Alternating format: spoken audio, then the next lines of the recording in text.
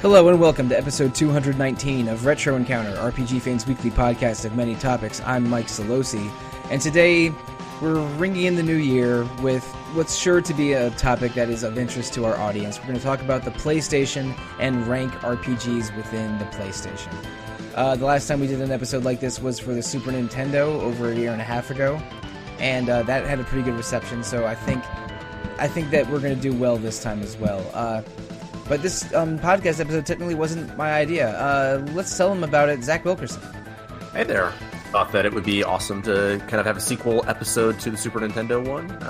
It was one of my favorites, so thought this would be a good idea.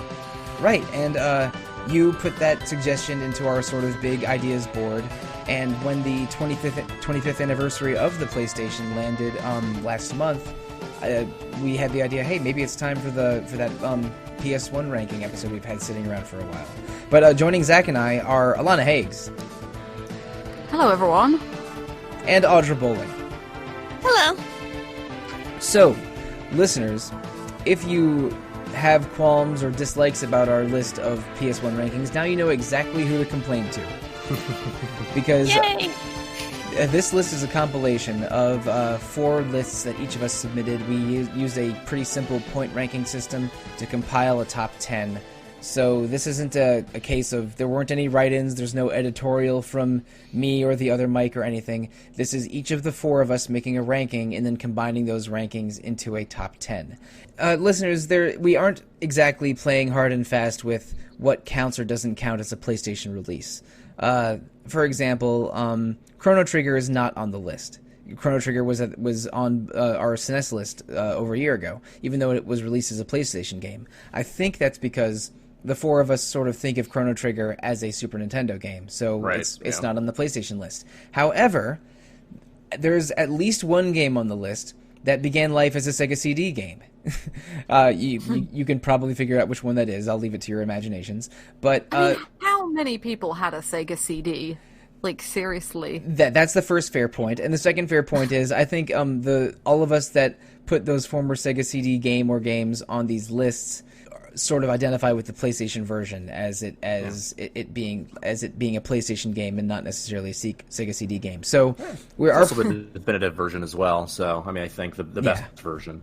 I think so too. Even though I did get into a Twitter argument with someone when I dared tweet that. When I was playing that game 2 summers ago, spoiler alert, maybe for a podcast that's you're going to find out the solution in an hour anyway. So we're not exactly playing hard and fast rules with what counts or doesn't count as a PlayStation game. As long as it did release on the PlayStation, you were allowed to vote for it, and this is how our 4 panelist vote shook out. So this is a top 10 PlayStation games list, but it's actually secretly a top 14, because I asked each of us to discuss an honorable mention game, a 4-way tie for 11th, if you would, for games that we maybe thought should have made it on the list or could have made it on the list, but didn't because we didn't share those thoughts with the other panelists. Audra, what did you pick as your honorable mention? Legend of Legaia. All right. Which I love the battle system for. I mean, the story isn't the greatest, but the battle system is definitely fun. So maybe not worth a spot in the top 10, but worth a shout-out at least. I've never played Legend of Legaia. It's pretty fun. It's, you like fighting games, so... I do. It's kind of the combo. Mm-hmm. They use combo fighting for it. Yeah, I don't remember anything about the story at all. Not a lick, but I do remember that the combat was pretty cool. Yeah. It's pretty much the saving grace of it, I think. Is that available in any modern service, or would I have to dig around for a rare PlayStation copy of it? I think you want to dig around. I don't think it's on PSN. I don't think it's on PSN. Bummer. Well, okay, Legend of Legaia. It's part of our 4-way tie for 11th. Zach, what's your honorable mention pick? Mine is Chrono Cross, which I actually ranked pretty high myself. I know that it's a controversial title, but man, that soundtrack. I mean, oh my. Still my favorite video game soundtrack. If nothing else, it would be on this list because that Mitsuda soundtrack is just incredible. But I actually think that it's a pretty good sequel to Chrono Trigger. I like the story beats that it takes. I think that the combat is pretty interesting. I love sort of the world that you're placed in, the tropical elements of it. And I still have to watch a video every time I play the game to kind of remind myself what's actually going on, but I'm okay with that. I still like it. 3 of us put Chrono Cross on our lists, but it was in the sort of back half of the list for all 3 of people that ranked it. So it didn't score enough points to quite crack the top 10. But it's a beautiful game, both visually and musically, and did a lot of really cool things. I was sort of upset with it in 2001 when I tried to play it because I didn't like how different it was from Chrono Trigger. But when I actually got around to playing it through to the end as an adult, I liked it much better. And it's that Mitsuda soundtrack is undeniable. So I think I'll go next. For my honorable mention game, I chose Dragon Quest VII, which I knew as Dragon Warrior 7 when I first got it on the PlayStation. I never finished this game on the PlayStation. I ended up beating the 3DS version many, many years later.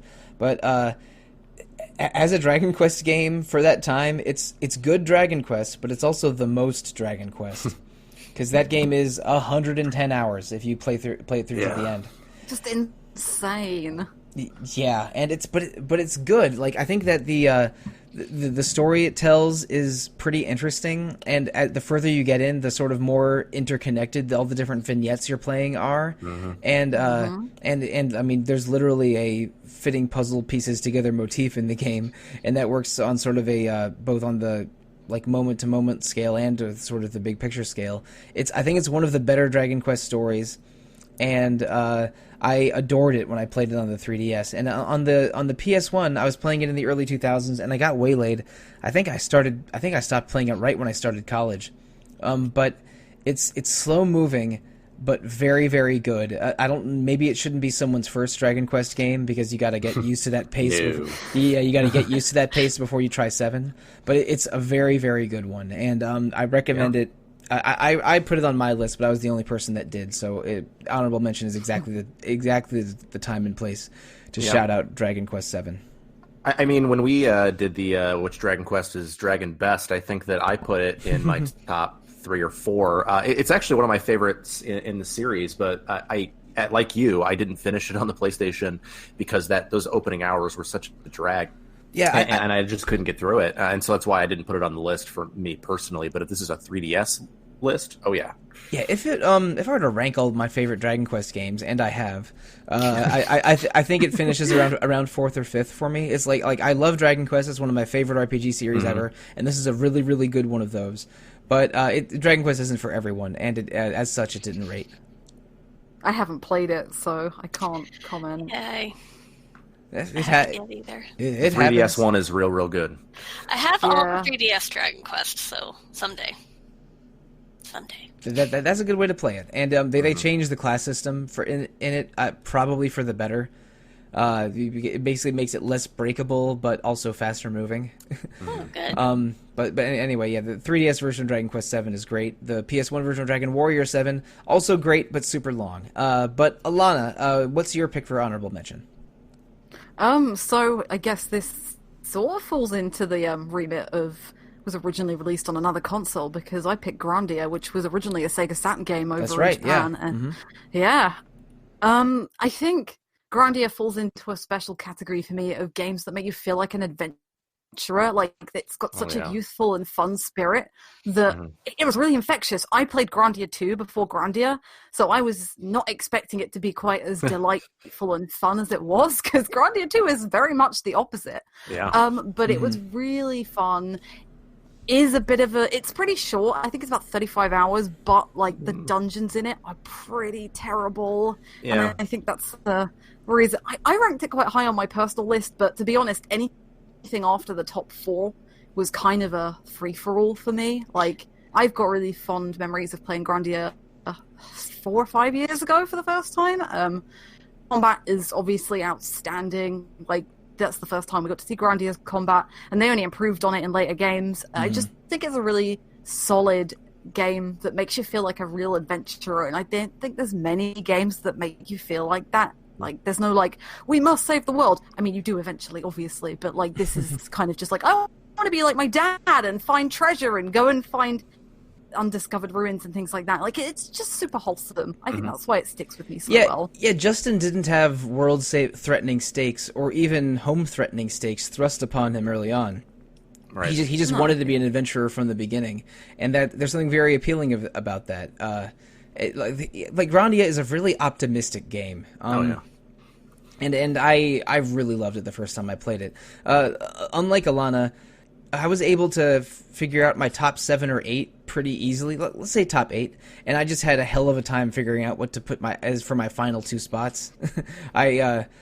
And it ended up not really mattering because the games I voted for at the end of my list, didn't get to make the top 10. But this was a bit of a challenging list because even though none of us have played all the PlayStation RPGs, I was slightly shocked to hear before recording that one person among us has not played any Tales games before. Sorry. How could you? How could you? But the library for the PlayStation is pretty damn strong, and we did have to start picking nits and break some ties to get down to a top 10. But I think that's enough of a preamble. Are we ready to count down the top 10 PlayStation RPGs? Absolutely. Yep. Oh yeah. Okay. Now, Alana, I'm going to you first on this one, because Retro Encounters number 10 best PlayStation RPG is Tales of Eternia. I'm so happy this made the list. I'm so delighted. Tales of Eternia is one of the best Tales of games, and easily the best pre-Symphonia one, I would say, personally. Okay. Maybe tied. It depends. It depends what day you ask me. Sometimes it's Fantasia, sometimes it's Eternia. So there was only 4 Tales games before Symphonia, I think. Yeah, those two plus Destiny 1 and 2. But you were definitely right in that Eternia is a really, really good one. I think it was the first one that I really felt like I was making combos, because Reed and Farah can really juggle and then time with magic attacks, while with Kless and Stan, really you're just sort of playing keep away and just sort of keeping the enemy at bay while the rest of your party attacks. But this game had bigger combos and you just felt way more agile and powerful as one of the melee characters than you did in previous Tales games. Well, yeah, this was like a relatively not late PS1 game. I think it was 2000. So they'd kind of had the time, like the SNES had restrictive hardware anyway, so you couldn't really do proper action combat, and Destiny is a little bit messy. So yes, Eternia really is where they nail it. Like, the sprite work is gorgeous. I think the whole game just really comes together, and it's kind of another one of those games that is quite optimistic. Like, there is a save the world plot, but this time you've got a really cute cast of characters. Like, the central 4 are really fun. They're gel great. Together really well. I love the main 4 of them, and then when you add Chad and Max, they're a little bit extra. they're a little bit extra, but at least they're fun. Even though it's really about the core 4, I think.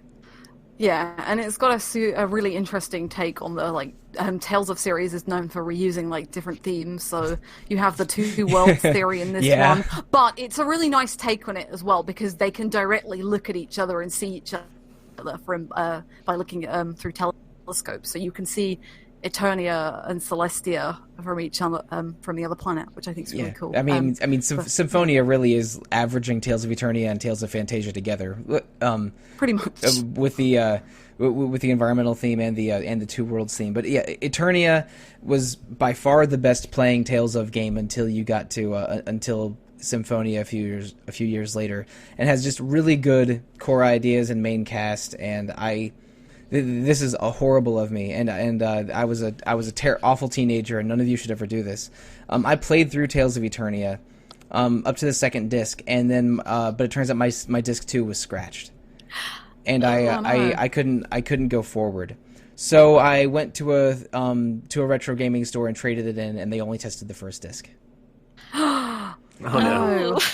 I was a horrible teenager. I was 16 or 17. You should not do that. I ended up importing a UK PSP copy. Actually, no, I lied. I didn't import it. I just bought it at a shop it was at a game in London, I think. And when I was visiting my sister studying abroad in the UK.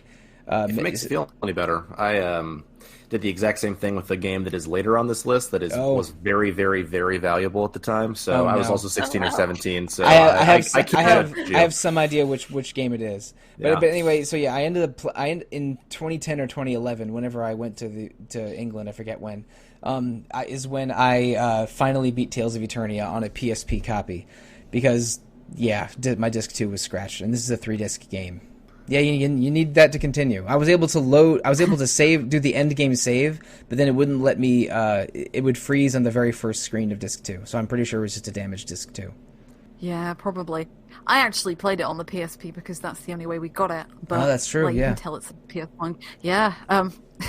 This was called Tales of Destiny 2 in the US. We should also add, not Tales of Eternia, because of He-Man, supposedly. Yeah, Mattel had a copyright on the word Eternia because that's the name of that's the setting of the He-Man universe. I guess they were still doing He-Man things in 2000. I know there was a He-Man cartoon in the 2000s. Yeah, I think maybe there was.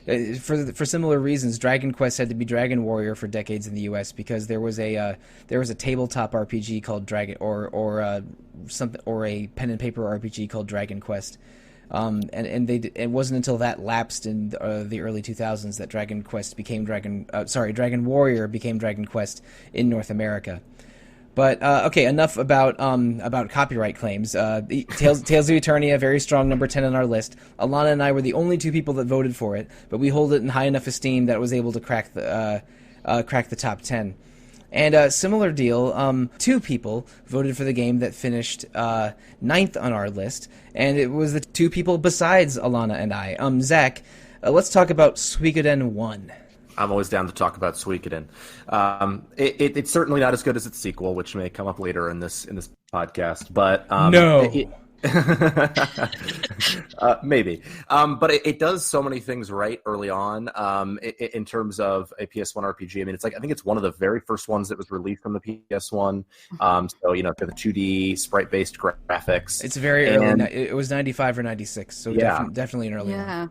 Yeah, and I think that the way in which it deals with its story and its conflict becomes sort of the template for the rest of what Suikoden is in terms of conflict and people on both sides of the conflict having a point, having a reason why they're doing what they're doing.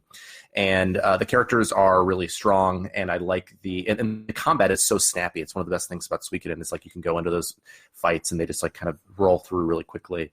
Again, it's not nearly as good as some other ones in the series, but I still think it's an excellent game. Yeah. I ended up playing it really right before Suikoden 4, actually. Because I was curious about Ted, and it was pretty good. Yeah. Suikoden 1, much better than Suikoden 4. 4 takes place before Suikoden 1? Yes, it takes place. It's the first one in the chronology, and then Suikoden 5, then 1, then 2, then 3. Okay, so that's as a Street Fighter fan, this is not confusing to me. Those games are, the order of them is 1, 0, 2, 4, 5, 3. But anyway, back to Suikoden. So Suikoden 4 has characters and probably storylines tying into Suikoden 1, and I know that stuff from Suikoden 1 ties into Suikoden 2, not an insignificant amount of things. But very much so. This also isn't a very long RPG. For sure. I think you can even recruit every Star of Destiny in maybe 15 hours if you know what you're doing. Okay, there's one action RPG that might be shorter than, but in our list of 10. But so this one doesn't waste a lot of time. Ties into a much larger story, and if the Marvel Cinematic Universe has taught us one thing, it's that people love tie-ins and crossovers. Mm-hmm. And it does make a real difference, actually. It does. Because I played Suikoden 1 before 2 last year. In 2018, I played Suikoden 1 before Suikoden 2 because Leona is another big Suikoden fan on the website, and she was very insistent that someone should do it. And I was like, you know what, me, because I've never played a Suikoden game. I've never touched one. I was really surprised at how coherent, how simple, and how well it worked. Everything just clicked into place. And I thought for 1995, this was really intelligent and really just easy to follow. And then when you play 2 afterwards, like the payoff really for sure. really it works. on that. Yeah. Mm-hmm. I mean, I almost think of them as almost the same game. I mean, I know that Suikoden 2 obviously is an improvement on 1 in basically every way, but just like the 2 stories and the character, there's so many characters that are shared between the 2 of them. They seem interlocked to me. I mean, it's only a 3-year difference, I think, between 1 and 2. So it makes sense. You actually spend some time in 2 and the areas in 1. And in some ways, I actually think the story in 1 is almost as good because it doesn't have this like monster character that they have. Suikoden 2, obviously, and it's always about real. It's always about real people, and I kind of like that about Suikoden 1, and I find myself revisiting it almost as much as 2. I'm amused by the monster characters in 2, but I didn't ever use them except unless the White Wolf counts. No, I meant like the villain, Luca Blight. I'm sorry. I thought you meant recruiting monsters. Yeah, no. I think you can recruit monsters. You can recruit monsters. Okay. It does have our favorite vampire as well. Oh, yes. Excellent. But anyway, unlike Alana, I went straight into Suikoden 2 without playing Suikoden 1 because I was pressed for time when we were recording that podcast. Playing Suikoden 2 made me more intrigued in 1 than ever, and I do have a copy of it, so it is something I might get into yet later, but alas, not in time for this podcast. I hadn't played it, so I never voted for it. But I think it's time to move on to the next game on our list. Finishing 8th in Retro Encounter's list of top 10 PlayStation RPGs is Lunar the Silver Star, or Lunar Silver Star Story Complete, which is the PlayStation 1 version. I played Lunar for the first time in college when I was getting as many good PlayStation RPGs as I could on eBay, so mid-2000s, and I was aware of the reputation of Lunar 1 and 2 at the time, but when I finally got to them, oh boy, I loved them. Both of the Lunar games are excellent, and Lunar the Silver Star is... I can't help but think of how romantic this game is, because really, it's at its core, it's a love story, and the 6 main characters all split off into romantic pairs. I think that Lunar the Silver Star is a very direct to the point anime style RPG. Zach, it was number 2 on your list overall. So what are your feelings about this game? I mean, I adore this game. I've only played it like twice, and I haven't played it in years because I don't want to in any way like remove the luster from how much I've loved this game. I'm just always afraid of that a little bit with an older game like this. But the characters are excellent, and I think that we were talking about this with Grandia, and it makes sense because the same developer, but there's like a level of wholesomeness to it. But because it focuses so much on these characters and their struggles and who they are, I just think it's totally delightful. I love the changes they made in the PlayStation version. I've played the Sega CD one. This is definitely the better version of this game. The Sega CD version does not have the boat song. It completely invalidates that version to me then. The boat song is like the best scene in the game. There are some things in terms of like character motivations, especially with Galleon, that they change in the PlayStation version that I think sort of diminish him a little bit. But it's definitely the superior version. And if I was making a top 5 RPGs of all time list, it would be on that list as well. I adore this game. Now, Alana, I'm sorry, but I don't think this game's ever come out in Europe, unless the PSP version was localized over there? It was, yeah. That's the only way we can play it, but we do not get the sequel. That's a shame. Do they have the mobile version on... Because there's a mobile version of Silver Star Story Complete available over here.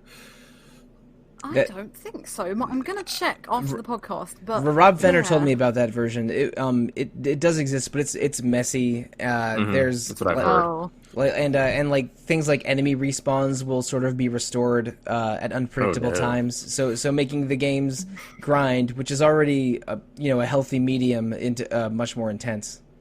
Right. But regardless, it's a very, very sweet RPG, really likable characters. The story's a little simple, but definitely powerful. The dialogue was great. Oh, yeah.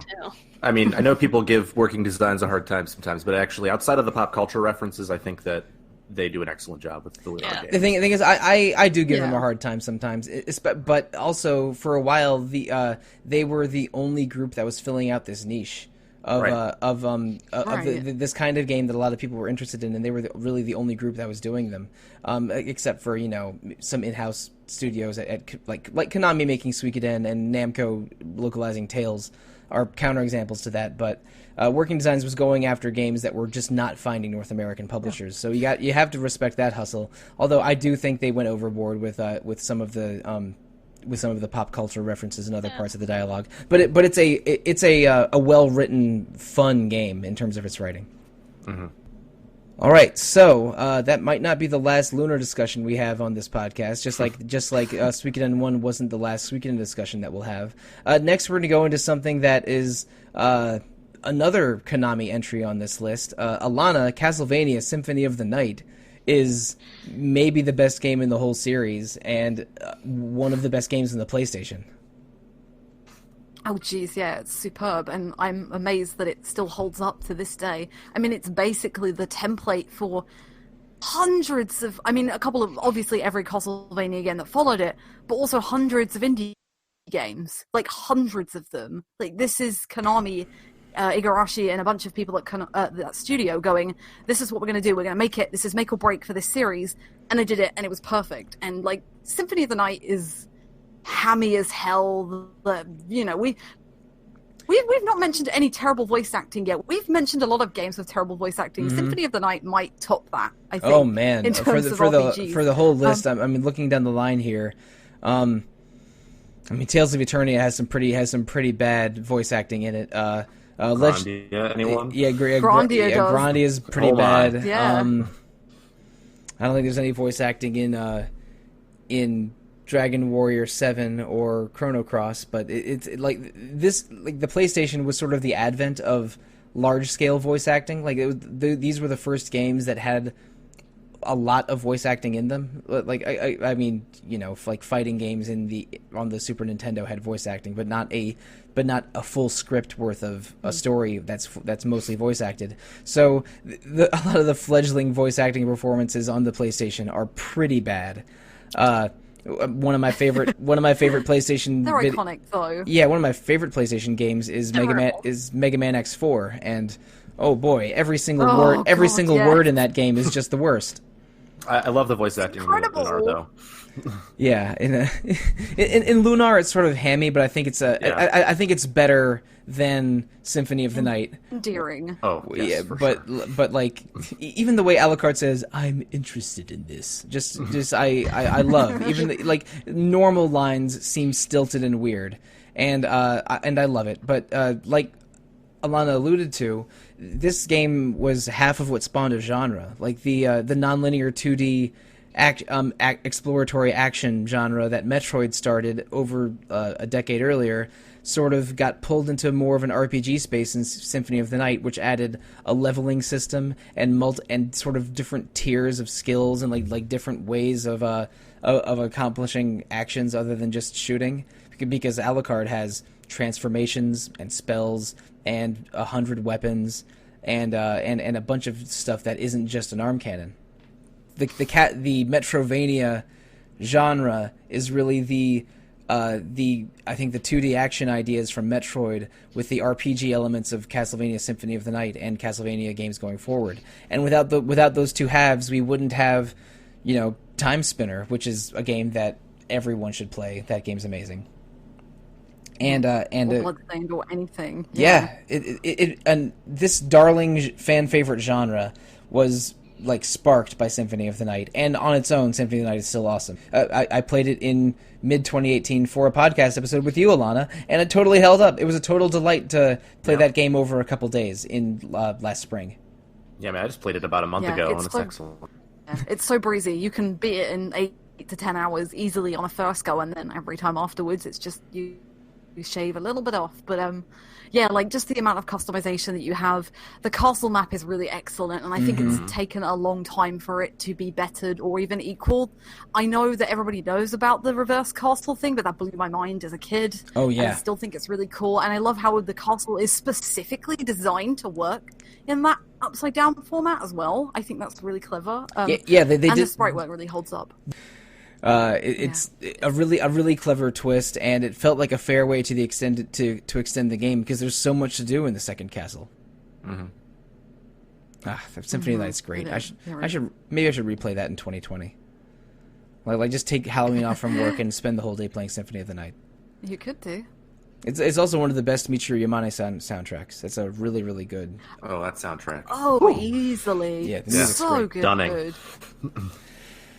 But okay, we're starting to run out of things to talk about Castlevania Symphony of the Night. It is 7th on Retro Encounter's list of the top 10 PlayStation games. So what's 6th? It's ironically a 7. Final Fantasy VII is our number 6 game on our list of PlayStation RPGs. Now, Final Fantasy VII was not divisive at the time. It blew people's minds in 1997. But I think in the intervening 22 years, some people love it just as much as they did in the 90s, and some fans have cooled off on it. I think it started out being an overwhelming favorite, and now it's a little more divisive, which is probably why it's not in our top 5. But I mean, I still think it's excellent. I was blown away by FF7 when I first played it in the 90s. And it was my first RPG. I love it. Yeah, I think that, and a lot of the ideas in it definitely hold up, even if those smooth polygon graphics don't. What do you mean? The Lego people don't work. I mean that the only character that should look like Popeye the Sailor Man is Popeye the Sailor Man, not everyone. Very true. But I still think the characters are great. I love that it's that they made the enemy corporate instead of a vague evil empire. A lot of the designs seem sort of twisted and alien compared to older Final Fantasy games. Like there's no Final Fantasy boss pre-7 that looks like Genova or one of the weapons. And it's a super disturbing game when it wants to be. Yeah. There are some really horrendous ideas going on in that game. Yeah, and I mean, I think that this is when Final Fantasy, which had always sort of towed the line between fantasy and sci-fi, went full sci-fi. Oh, yeah, for sure. Yeah. I mean, I played this. I reviewed it on the Switch earlier this year, I think. And when it came out, oh man, I actually had a copy of Final Fantasy VII before I got a PlayStation, and I just sat there and read through the instruction manual, and then I played it. I sobbed when a character dies. I'm not sure if we can spoil that here, but it just blew my mind. But now it's still a really good game. It's an excellent game, but the translation is really rough. Really, really rough, to the point to where the game only vaguely makes sense. Is if you're looking at it more carefully. So I think that's part of what holds it back for me. The materia system is cool in concept, but none of the characters have anything that's unique about them. I feel like they sort of took the ideas that worked really well other in than 6. limit breaks. Yeah, right. Yeah, the ideas that worked well in 6, and they stripped some of that out and sort of simplified it for this. So I don't think that works as well. But yeah, you're right. The characters are great. The whole concept of it is cool. Like that moment that you first come out of Midgar is still iconic. So many amazing cutscenes that are really cinematic, even in ways the games now don't do. I mean, I think it's a great game, but the music's incredible. I remember being completely blown away by the soundtrack as a kid. Oh, yeah. Especially since there was it's still really good. There was a lot more rock and roll flavor in FF7 than in previous Final Fantasy games or previous RPGs even. But you're right, Zach, that characters feel less unique since materia dominates most of the skill sets in the game, but that just makes me weirdly more excited for the Final Fantasy VII Remake. Oh, I agree. Because because they will feel unique in that situation. They completely feel unique. The characters' basic attacks, I mean, I only got to control Cloud and Barret when I played the demo. Yeah, but they feel completely different, but because when they do their big hitting attacks, it's half spells from materia and half attacks that used to be limit breaks or are similar to limit breaks, and so both between major turns and during major turns, they feel like completely different characters, which is not the case when you're watching the the active time meter go up waiting to take your turn in 1997 or later. But Final Fantasy VII, I think it has diminished with time because parts of it have not aged great, and its fan base has been not the friendliest bunch over the past 20 years.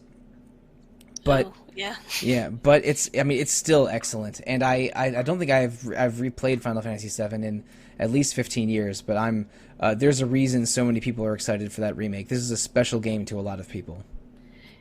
Yeah, it was one of the few PS1s that I played multiple times. One of my close friends plays Final Fantasy VII every year, and I think he's a crazy. I think he's a crazy person. I think he's a crazy person, and one of the years that he forgot to or wasn't able to, he even complained to me for a long time about him not being able to do so. I mean, if you're going to play it again, get the PS4, the Switch version. That speed up function is huge. Oh my goodness, it's so good. Yeah, it's so good. So yeah, Final Fantasy VII. There's a lot of ways to play that game nowadays, and pretty soon we'll have a brand new way to play it when the remake comes out in the spring of 2020. But for now, it is number 6 on Retro Encounter's best PlayStation RPGs list. So let's move on to the top 5. We're halfway done. And finishing number 5 is something that'll sound a little familiar. Lunar 2 Eternal Blue Complete for the PlayStation. Now, I have something to confess. I think that Lunar 2 fixes all the problems of Lunar 1, and I put Lunar 2 very high on my list and Lunar 1 off my list, which is the reason that there's such a jump in between Lunar 1 and Lunar 2 in our top 10. What do you mean for shame? This game has an extremely... I liked Eternal Blue more, I love actually. it. I mean, I think it's number 3 on my list. I love it. Yeah, these are Lunar was 2/3 of Zach's top 3, and I also put Lunar 2 in my top 3 because I think it has that same adventurous spirit and innocent spirit that Lunar 1 had, but it is just so much better gameplay wise. They give you the characters are sort of more powerful and have more options and more diversity in their move sets. And the epilogue is one of the best RPG epilogues of all time. Where the first great one. Yeah, in Lunar 1, you're basically just sort of on a one-way tunnel to the end boss. And the characters in Lunar 2, I would put. I loved I loved the arcs of Leo, Jean, and Ronfar so much. I think I prefer any of those 3 to any character in Lunar 1. Even though I'll still take Jessica all day. I love Jessica and Kyle dearly. I really do. Yeah. But I think that like Jean, Arc, and Leo have clear arcs and really different, diverse skill sets, while Jessica basically just heals and whacks with a mace. And even though I think that Lucia is one of the less interesting Lunar characters, Lunar 2 has a sort of a more complete story and more well-rounded main characters, and just is a more satisfying quest. I think Lunar 2 is awesome, and Lunar 1 is very good, but not awesome like Lunar 2, which is why Lunar 2 finished higher than Lunar 1. That I am 100% responsible for it. Yeah, I mean, I love Lunar 2, obviously. It's number 3 for me. I think that it doesn't have quite as...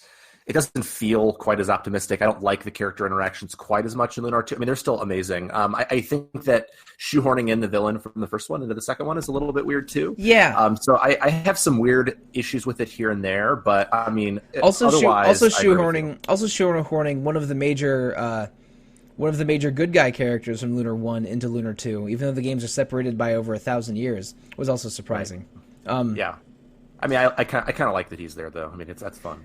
But yeah, I like that scene when he reminisces. Mm-hmm. Yeah.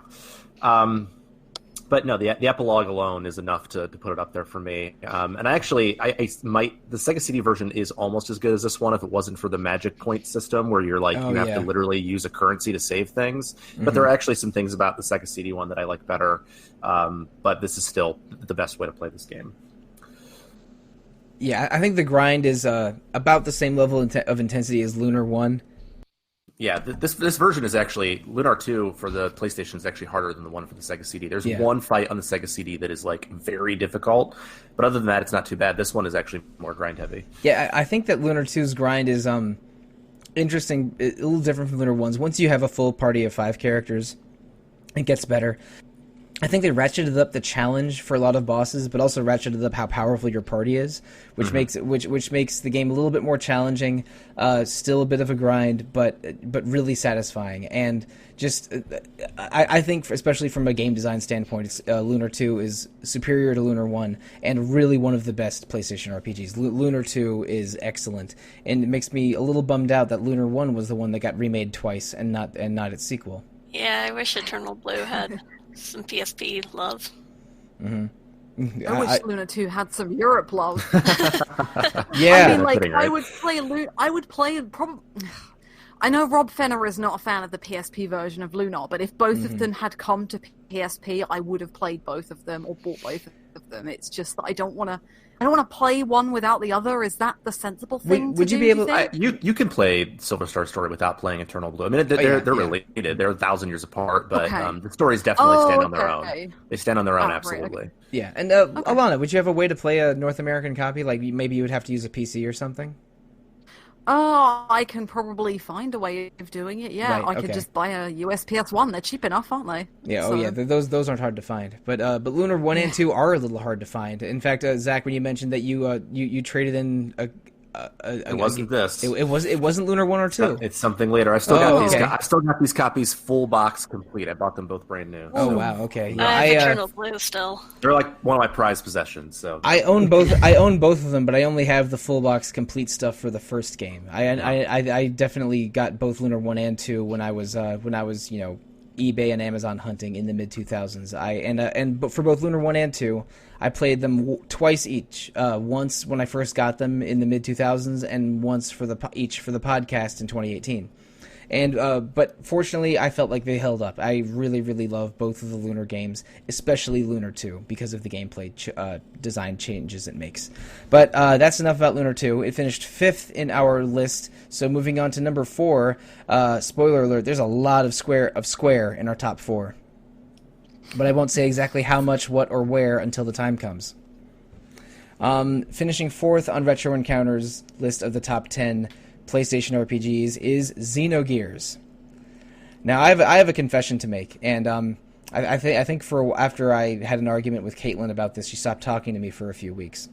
I think Xenogears is unfinished. It's a really excellent RPG for most of its run, but you can see the point where they ran out of budget and started telling you the story instead of showing you, and took way too much control out of the player's hands. I can see that. And for that reason, I didn't finish Xenogears. I got to one of the final dungeons, but it got lost because it was an all mecha dungeon, and I said, "Well, screw this. I don't want to play this thing anymore." And this was decades ago, probably right around 2000 when I first got a PlayStation. But yeah. I think this game is wrong. I think this game is awesome for like 60% of the run, and I was completely transfixed. But then it sort of it runs out of steam in that second disc, and I stopped playing it. But that doesn't diminish any of the good parts about this game. The characters are great. The storyline and lore are breathtaking and sometimes completely insane. And the action isn't always great. But it's pretty satisfying when you're chaining martial arts moves together, or doing giant, huge attacks with your mecha. Xenogears is great. I just have weird personal qualms about it, and so it didn't even appear on my rankings. Yeah, I actually don't mind the second disc because the game is still like 65, 70 hours long, right? Am I remembering that correctly? Yeah, no, that's right. Yeah, 65 is about right. Yeah, and so like for me, and I've only played this game once, and I played it, almost 20 years ago now, but for me, when I got to that point, I was actually okay with it because the thing that I loved about that game was the story. It wasn't necessarily the jumping and falling constantly in those dungeons. I loved the story. I thought the combat was a little bit slow at times. So for me, like, I didn't have a problem with them just visual noveling it up. I was like, okay, just give me the good stuff. I like visual novels, so it wasn't too big a deal for me. I like visual novels too. I just didn't like an RPG turning into a visual novel. Especially since the second half of the game is like probably 70-30 mecha combat to combat on foot. Well, yeah, because they strip out a lot of the exploration, don't they? So you've only got like 3 dungeons, and most of the cutscenes act as transitions between the dungeons, and all the dungeons on disc 2 are awful. One of them's got a game-breaking glitch in it where you can't progress anymore, and not game-breaking, it stops you from progressing. I don't remember. And the final dungeon. I don't remember exactly which dungeon got me to stop playing. I'm not sure if I ran into that game-breaking glitch you mentioned, but it was definitely one of the last 2 or 3 dungeons that was almost all in your mech suit, and I just got frustrated and quit. I definitely have that save sitting around, so I could pick it up from there if I wanted to. I think I would start from the beginning if I were to replay Xenogears. And I know why it's so special to a lot of people. It's probably Masato Kato's best script, with apologies to Chrono Trigger and Chrono Cross. The story is weird and awesome. For no reason you start sailing with a sea walrus around the middle of the game, and one of the most and one of the most non-threatening characters from the first half of the game turns into a cyborg monster in the second half of the game. With avoiding spoilers, these are insane developments. And the game has a really, really solid character-driven story. I think Faye and Ellie probably need multiple psychiatrists each to work through the problems, the problems that they go through. Everybody does, right? Except Seton, who seems to know more than everyone, no, Seton is the worst one. Ellipses, Jesus. I still don't know why they gave the best physical character a sword in the second half just to make him even stronger. Yeah, but I do remember he was busted in that game. Speaking of characters with swords becoming overpowered late in the game, number 3 on our list is Final Fantasy Tactics. Now, full disclosure here, this is the first time a number 1 game has appeared yet. This was my number 1 pick. This is my favorite PlayStation game. It's what introduced me to strategy RPGs, or I should say Japanese RPGs that employ squares or hexes in this way. And I was completely blown away by it. The level of customization on your team, the extremely dramatic political story, even just a ton of story and gameplay moments that I will never ever forget. Like story moments, certain characters turning into monsters for certain battles, deaths that happen right at the end of chapter 1 out of 4. And the ending. And the ending, and also just the relationship between Ramza and Delita, which I think is really special. Stunning, yeah. Yeah, it's at the very beginning of the game, a historian is saying, we all know about the legend of the hero King Delita, but hey, there was this other person in the War of the Lions named Ramza who might have been instrumental to the outcome of the war. So let's learn his story. And it starts out as a story of Ramza and Delita, who are best friends at a military academy. Delita is a commoner and Ramza's a nobleman, and their relationship is complicated over the course of this war. And I love Ramza and Delita. I love all the Final Fantasy stuff in this, and how it's sort of employed to a battle system much more similar to Tactics Ogre, which shares a lot of the key staff and designers of Final Fantasy Tactics. Basically, Square hired the entire Quest team, right? The entire team that did Ogre Battle and Tactics Ogre, and assigned them to Final Fantasy Tactics. And then they went on to make Vagrant Story and Final Fantasy 12, and maybe some other things I'm forgetting. Definitely. They're making something for next year, if not mistaken. Unsung Story. Yeah. Oh, right. Oh, shoot. That was a Kickstarter disaster. I remember reading about that. At least a few of the key staff are associated with that. That's the story for a whole nother podcast. But what are your guys' thoughts on Final Fantasy Tactics? It's impossible for me to talk about this game without rambling for hours and hours. I declined to appear on the Retro Encounter Final Fantasy Tactics episodes from 2015 because I was worried I would take over the entire podcast. And this is in 2015 feels like 1,000 years ago, but that's the truth of the matter. I mean, this is probably my second most replayed RPG. I mean, the number 1 is later in this list, but I love the grid-based combat. Like, similar to you, I didn't even know tactics games existed until I played this game. Like, it never even occurred to me. But it said Final Fantasy. I bought it. It was like a no-brainer for me. But yeah, that was me too. It still holds up so well. I mean, even on like the iOS version, it really works. I love the characters are all really well drawn. Mm-hmm. And Rams is an excellent protagonist. Like, he seems like a real person who really is struggling through things. And Delita is, if not the best anti-hero, sort of. He's one of the top two. He's just an incredible character. There's really nothing I don't like about this game. When I first started playing it years ago, I really struggled at the beginning, and I think there's a bit of a learning curve. But now, I mean, it comes so naturally, and it all works together so well. When we were doing the Zodiac system, when we did the Final Fantasy 20th anniversary feature on RPG Fan in late 2017, I wrote a piece on how many times I died in Final Fantasy Tactics. And, I think I read that. I remember that. Yeah, maybe I think it was before you or Audra joined, Zach. But the learning curve is real. Both how to build characters and how to manipulate them on the battlefield is not easy to understand right away, unless this is maybe your 10th tactical JRPG and not your first. But once you get a feel for everything, and the characters sort of become your own because you've been tinkering with them and building them over the course of a many hours long RPG, like you get a level of mastery that is really, really satisfying. And by the end game, even when the some of the battles are quite challenging, if you've really found a groove, you can annihilate everything. And especially once we get Orlando. I mean, Orlando, one of the best Sids in Final Fantasy history. And once you get Ram's most powerful skills, or build up a calculator class, or recruit Beowulf and Reyes, who are way too strong. This game is awesome, and I haven't played it in several years. I might be overdue for one, because I truly, truly love this RPG. Alana, I know you have an aversion for RPGs with squares, even if they're made by a company called Square. Do you have any feelings at all about Final Fantasy Tactics? You're the only person that didn't vote for it. It's because I've never played it, for the exact reason you've given. Right. I do own the PSP version, and I guess if I want to play it next year, or any time in the next 12 months, what's the best way to play it?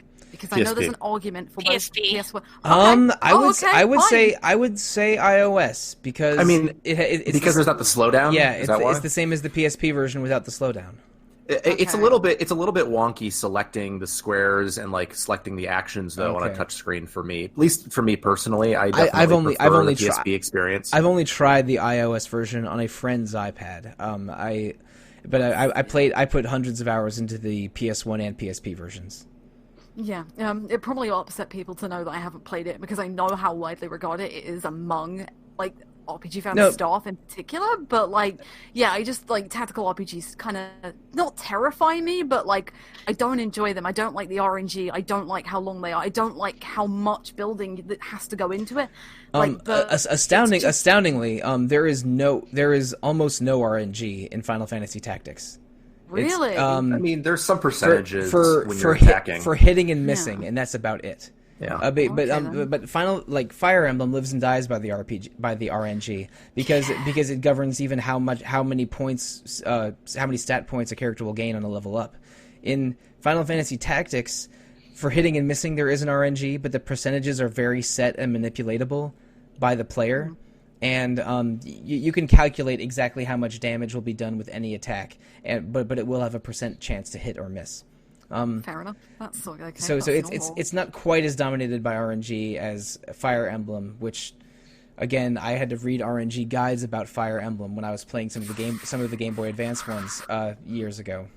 They've scarred me a bit, those ones. Yeah. But Final Fantasy Tactics, it's so good. It's what got me interested in tactical JRPGs, and not what turned me off of them.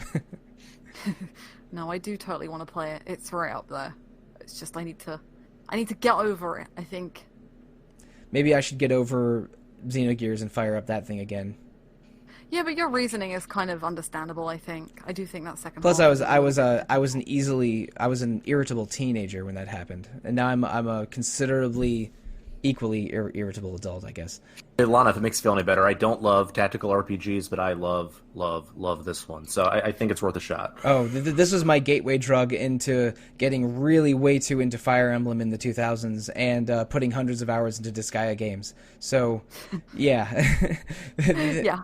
I guess Final Fantasy Tactics can be all tactical RPGs to all people, whether it ends your trend for them, makes you want to avoid it, or gets you to play all of them. That was awkward. But anyway, Final Fantasy Tactics, third on our list of top 10 RPGs for the PlayStation 1. And now we're moving into the top 2. Here, Alana, here's a game that I'm pretty sure you've played, unlike Okay. Final Fantasy Tactics.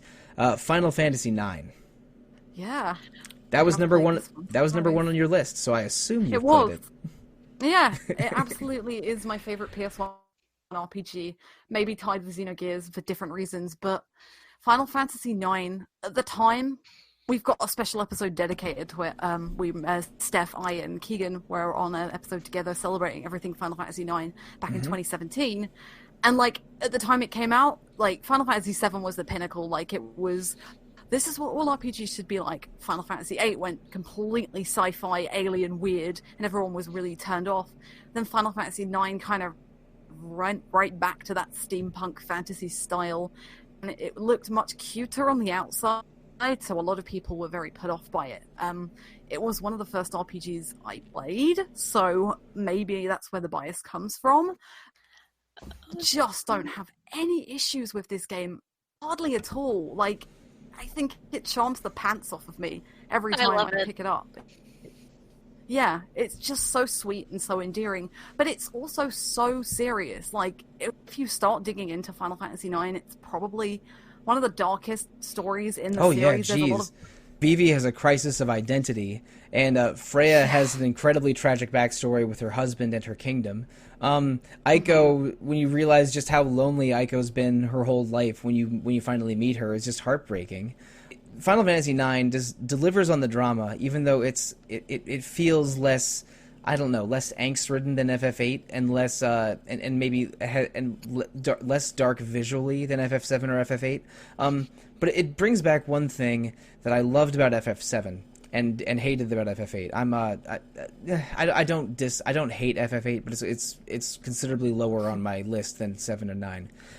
Final Fantasy 7 has 5 or 6 human characters, but then also Kate Sith and Red 13, who don't look humanoid at all, and you could say that the silhouettes of Barrett and Cid are considerably different than Aerith or Tifa, right? In Final Fantasy VIII, it's 6 skinny teenagers. It's like, what the hell? We're going back to only humans again, and they practically all fit in the same rectangle, like in playing a Super Nintendo Final Fantasy. But then you have FF9, and none of these characters look the same. The only one that maybe looks like a real human is Garnet or / Dagger, and like Vivi and Steiner are completely different sizes and shapes. Kina is the maybe the least human looking one of them all, but you have this variety of silhouettes and variety of gameplay between the cast that I just loved. Zach was mentioning how the materia system sort of homogenized the cast of FF7 a little bit. The GF system in FF8 maybe did that even more drastically, and in FF9 it's like, no, these are I don't remember how many characters there are. Distinct characters. Yeah, these are 8 or 9 or however many individuals, and so team building and character building is so satisfying in FF9, and the story is just fantastic.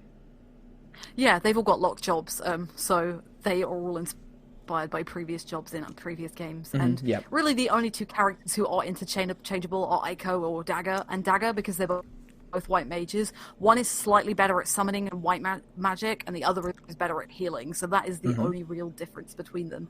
So it's down to personal preference, really. And what is trance? That's it. Yeah, well, I mean, Dagger and Aiko are the two most similar characters, but they also have different selections of white magic and summons. It's not one mental, I don't know if it's a mental block or not, but when I'm playing a Final Fantasy game, I almost have a fixation. Oh, I have to bring a healer because you absolutely need raise or a quick cure all in when situations get really hairy.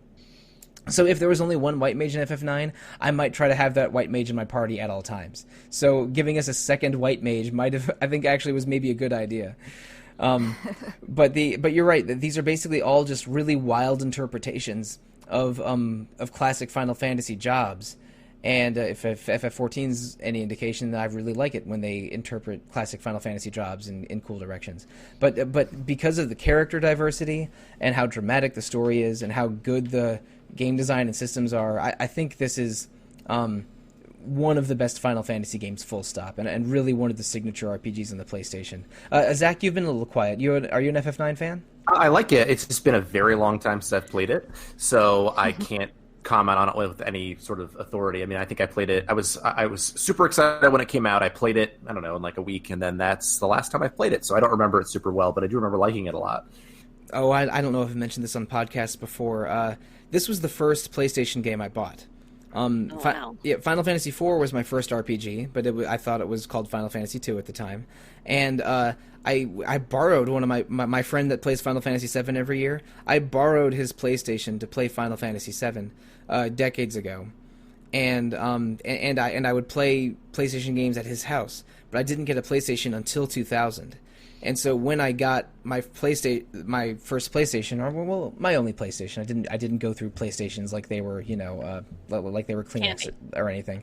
But I'm like, man, Final Fantasy IX came out pretty recently. It was out for less than a year when I got my PS1, and none of my friends have played it. I don't know a lot about it because this was right when I was starting to get on the internet, so I wasn't researching things exhaustively like I want to sometimes. I went into Final Fantasy IX almost completely cold, and played through it basically entirely alone. But it was my first PlayStation experience on my own machine, and it's I love it. I've beaten the game 3 times because I beat it once right when I got it, once a couple years later when I wanted to replay it, and then I did a very, very careful Excalibur 2 run with help of a guide. When I was, that was probably around 10 years ago. So I've played this game 3 times, and I know it very well, but it's probably the Final Fantasy game I'm closest to replaying because I really have positive nostalgia for it. FF9 is so good.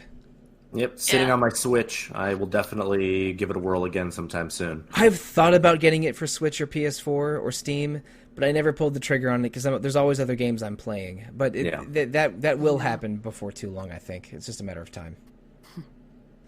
So, I think if my math is right, we have 1 game left in our list of 10.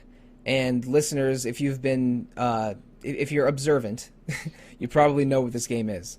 Number 1 on RPG Fans Retro Encounters list of the top 10 PlayStation RPGs is the one game that appeared in the top 3 voting lists of all 4 of us, and the one game that we've recorded podcast episodes on in the past 14 months. That was a really specific condition. It's Suikoden 2.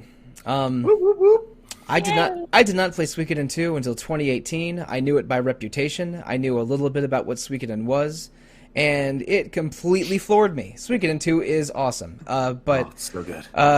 Zach, I think you're of the opinion it's the greatest RPG of all time. So I am. Are you ready to pop off on Suikoden 2 a little bit? I mean, I don't. Yes, I think there's so many things to say. I mean, I think that it takes everything I said I like about Suikoden 1 and improves upon them. That the character dynamic between Ryu, Joey, and Nanami is just incredible. Best sibling relationship in all of RPGs. I was talking about best anti-hero earlier with Delita. If it's not Delita, it's Joey.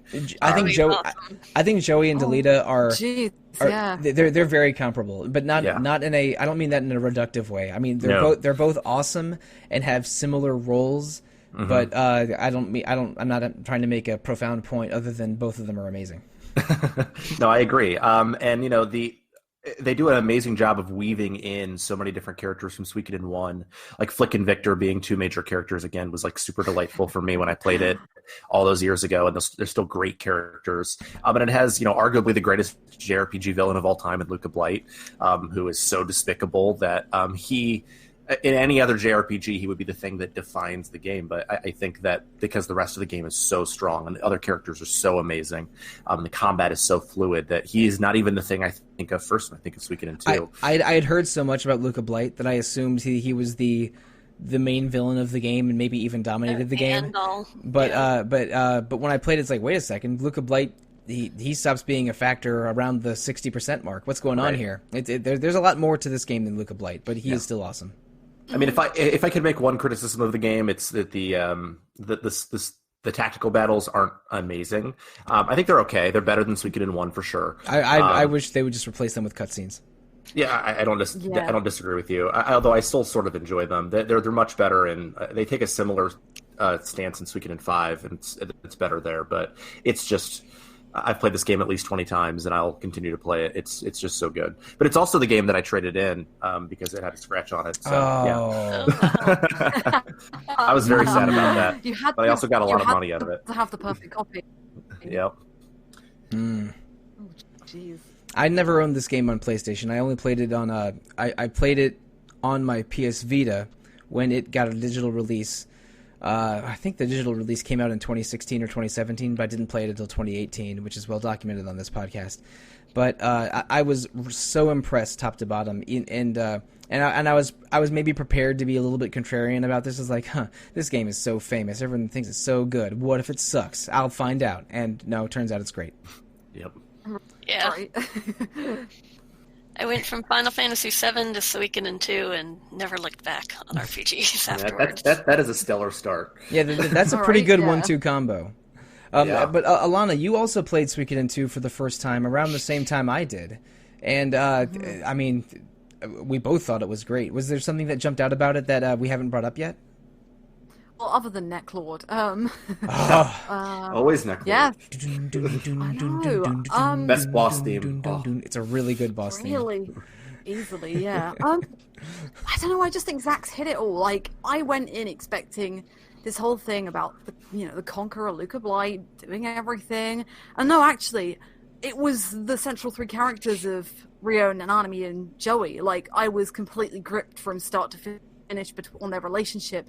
The minute Joey betrays the group, spoilers, I was completely stunned. Like, how have I not heard? It's pretty easy to find spoilers for 20-year-old RPGs. How had I not heard this? How had I not discovered any of this? And I just had to keep knowing what happened, and I couldn't put it down. And it's just testament, really. Like, even with the dodgy translation, like Suikoden 2's translation, it's really rough, like a few other games in this list. But I just think that it nails war, and it nails the people, like, it nails the feeling of all the people in it, not just the people who fight, but the people who are living through it. Like, it deals with it all so well. And I played, like, Final Fantasy 12 and other games that focus, like, central around war and politics, but I don't think any game has come close to nailing that feel of urgency and what do we do? Like, how do we deal with the threat and the idea that you progress more and more.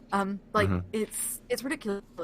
Also, I should mention, because I feel like this is my brand, you get to recruit an entire castle of people. Yeah. Like, this is incredible. I love the castle system and how it, like, evolves. Suikoden 1's was a bit basic, but you just got some, like, more shops, more upgrades, things like that. This one you get, like, you can go and do a cooking mini game. You can grow plants. There's other things I can't You can recruit 5 squirrels. Yeah. Exactly. Yes, they don't do anything though, and you can recruit. They're okay attackers. They're okay attackers for like the first third of the game. I had one of the squirrels on my team for an embarrassingly long time, actually. I had a squirrel in the 18-man battle against Luca Blight, in fact. but this game gives you so many options, and when the game opens up somewhat after you find the castle, building that castle and filling it with recruits becomes maybe the main thrust of the game, other than the main story path, and it is so satisfying. Like building towns or building up a village is a really satisfying side quest in several RPGs. Like I specifically remember Breath of Fire 2 being the first time I really did one of those in detail. Right. Yeah. But Suikoden takes it to another level, and Suikoden 2, I don't know if Suikoden 2 is the best castle or just a good castle compared to the other Suikoden games. This is the only one I've put more than a few hours into, but it is so satisfying building up the castle town. Mm-hmm. Yeah. It's. I mean, I'm not a Suikoden expert, but Audra and Zach are. So, would you say that recruiting the 108 and building up your castle is a signature feature of Suikoden? Oh, for sure. I mean, it's the most signature feature. I mean, they all deal with war and politics to some degree, but outside of that, the 108 characters thing, I think, if you made a Suikoden game where you didn't have 108 characters, I'm pretty sure people would not buck. be a Suikoden game, really. No, the fan base would revolt for sure. Yeah. But we did not revolt against Suikoden 2 in this podcast. Like I said, it was in the top 3 of all of us. So when I calculated the points scored by the voting at the very end, it was not close. It had it was more than a full 40% higher than the games that finished second. Yay! Because there was a tie. There was a tie for one of the best. Yeah. there was a tie for second at the end, but Final Fantasy IX went through Final Fantasy Tactics because it had more people voting it higher. I think Tactics was swung a little bit by me putting it number 1. But so to give you a little bit of a look behind the curtain, but Suikoden 2 dominated our voting because it was the biggest consensus on the podcast. All of us know this game is incredible and special, even within the very strong library of the PlayStation 1. And It's the best. Yeah, it's excellent and undeniable. It's really interesting looking at my top 10. Like, there's only 2 games on this list that I've played on Retro Encounter, but they both polled in the top 3. Like, it's ridiculous. Like, Xenogears was my kind of, oh my god, epiphany moment, and then Suikoden 2 was very similar. I would say they're the 2 best games I've played on Retro Encounter, as well as being 3 and 2, respectively, on my top 10. And I should mention, 8 of the 10 games in the top 10 have had dedicated Retro Encounter episodes, and plus 2 of the 4 honorable mentions had dedicated Retro Encounter episodes. So this show sometimes really lives in that PS1 era, because it's an era that's just strong in a vacuum for RPGs and has a lot of positive nostalgia for RPG fan staff and our podcast audience. Whenever we post about a PS1 RPG, I think they do very well on social media, and we don't have any social media staff here present right now, but I think I don't think I'm misspeaking there. PS1 RPG stuff does really well for our audience. So it was a natural podcast subject for us.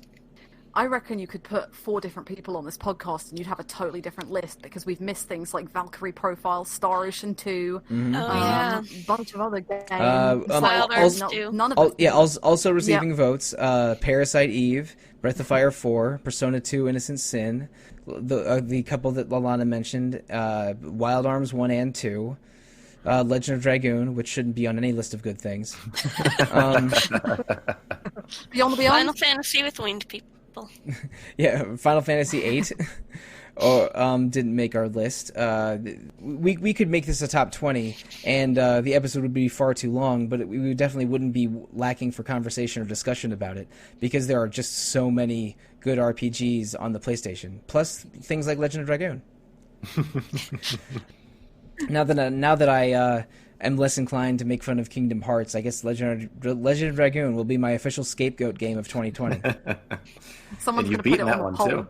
Oh yes, someone will put it on the poll and then make me replay that thing. I don't know. We'll see about that. Are you committing to it right now? No, absolutely not. But I am committing to this top 10. Let's go over all 14 games in this top 10, which is misleading, I understand.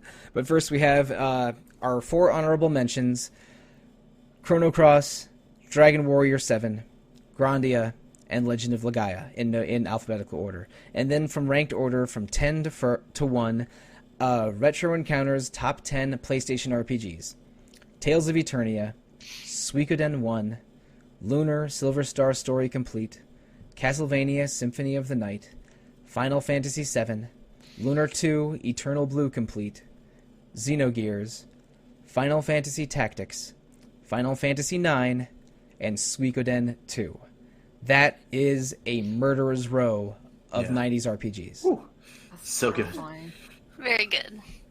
I'm happy with the list. Are the rest of you happy with the list, or do we not? Yeah. Do we have to do another vote to try and foist Persona 2 in there somehow. Nine of the 10 games I voted for are on the list, so I can't complain. Yeah, eight of my 10 were on, and it's similar numbers for all of us. Like the four of us definitely don't have the exact same tastes and preferences, but there was a large overlap here. It wasn't. There wasn't a lot of hand wringing or arguing over the list, which I am satisfied with overall. Yeah.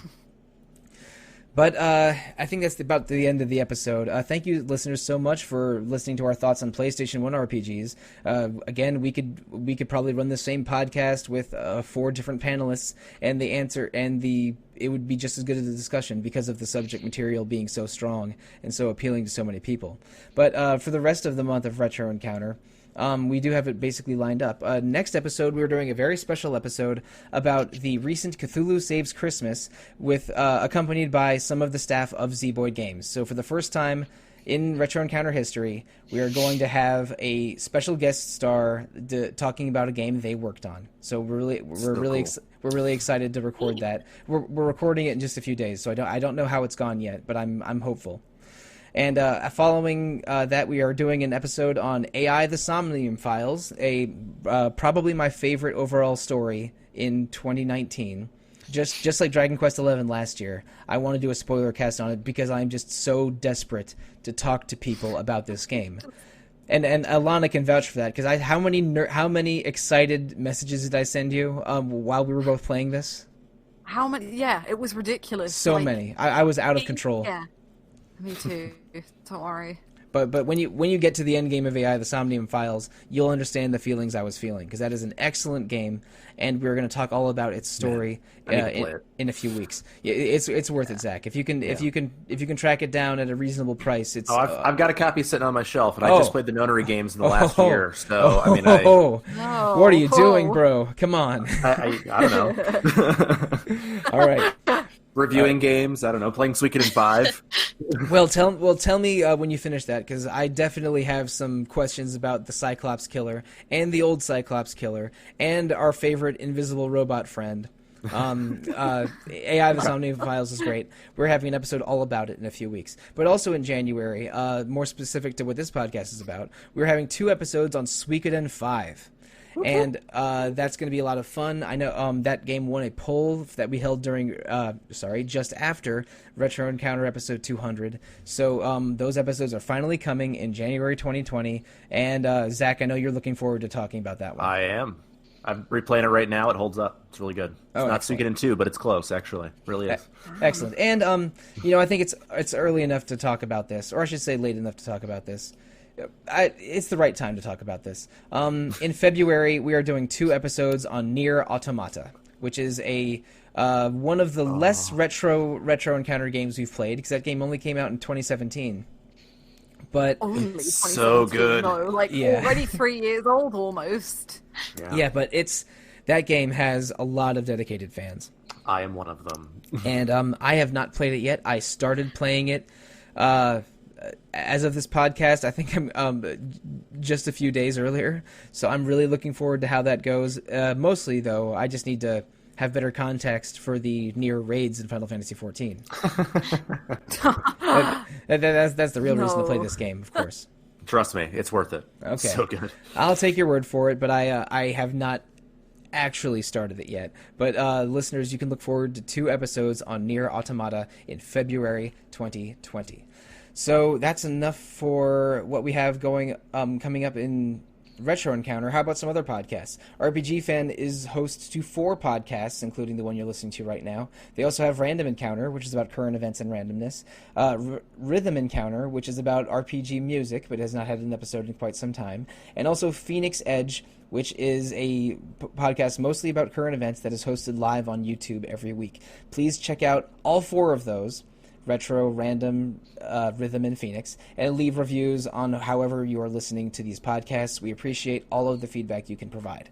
And you can also visit RPG Fan for all kinds of other things. We have a Facebook page, a Twitter page, a Discord server, an Instagram page, something streaming on twitch.tv every single day. And you can find links to all of those things on rpgfan.com. And you can also reach out to the hosts that you hear on Retro Encounter individually. So what's the best way for listeners to get in contact with you, starting with Audra? Audra B at rpgfan.com. Email. All right, and Alana. Twitter is the best place. I am at Alana Hagues on there. If you do want to email me, though, I am alanah at rpgfan.com. And Zach. The best way to reach me is probably by email. It's zachw at rpgfan.com. You can also reach me on Discord at zachw. And then there's me, who's on all the social media. Definitely too much social media. You can find me on Twitter at The Real Monsoon, most of the time, at Evoker for Dogs, other times. I am Monsoon Mike on RPG Fan's Discord, and my RPG Fan email is sollosi at rpgfan.com. Oh, you know what? I think we're just going to throw this out. Let's do 10 new PlayStation games. you guys free for another 2 hours? All right. Let's do it. Got it. Okay. Number 1, Final Fantasy Tactics. And number 2, thank you, good night, and good luck.